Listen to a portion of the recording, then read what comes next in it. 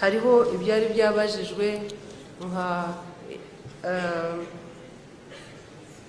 hari ikibazo cyari cyabajijwe bakoresheje SMS kibaza ibijyanye n'intanga z'ingurube. Basabaga ko RAB nibo bari basabye ko bagisubiza, so uwa RAB nawe yagisubiza tugakomeza.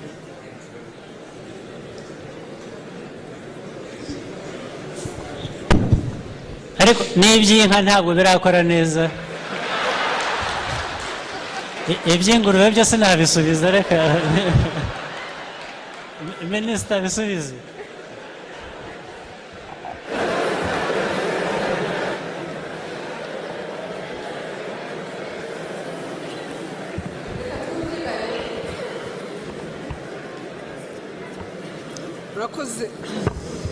Murakoze nyakubahwa Perezida wa Repubulika. Nk'uko mubivuze, ikibazo cy'intanga, gutera intanga turacyagifite muri minisiteri. Ubu icyo turimo gukora, ntangire ku kibazo cyo mwari muvuze cyo gutera intanga z'inka, icyo turimo gukora ni ukudecentralizinga system kugira ngo igere ku baturage ku buryo bushoboka nk'uko n'ubundi ariko byari bikwiye kuba bimeze.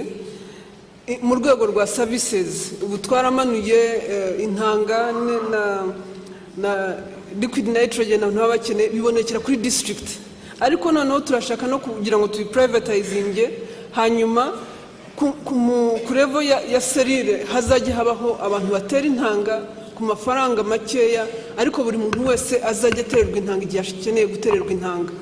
So turimo iyo service kuyidecentralizinga kugira ngo ye kwitwa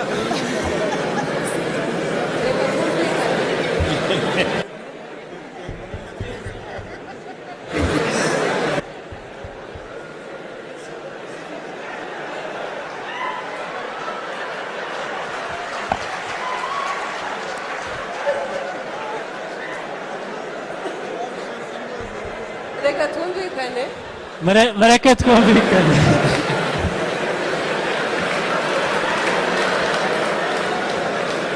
Excuse me.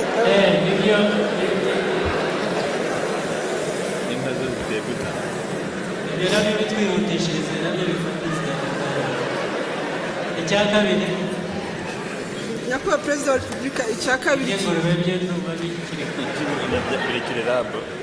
kabiri kijyanye n'ikingurube, actually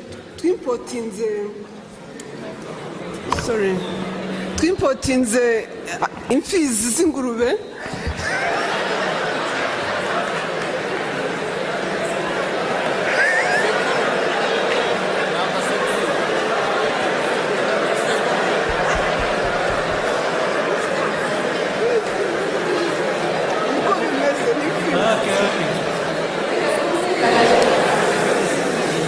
ibyo ni byo byoroshye. twimpotinze amasekurume y'ingurube turayadistributinga mu gihugu, turayadistributinga mu gihugu kugira ngo abantu bayakeneye bashobore kubona icyororo excuse me. Ariko byo byarakozwe excellence, ariko na gahunda yo kugira ngo intanga ziboneke z'ingurube nayo irimo gukorwa, nayo iri mu progress.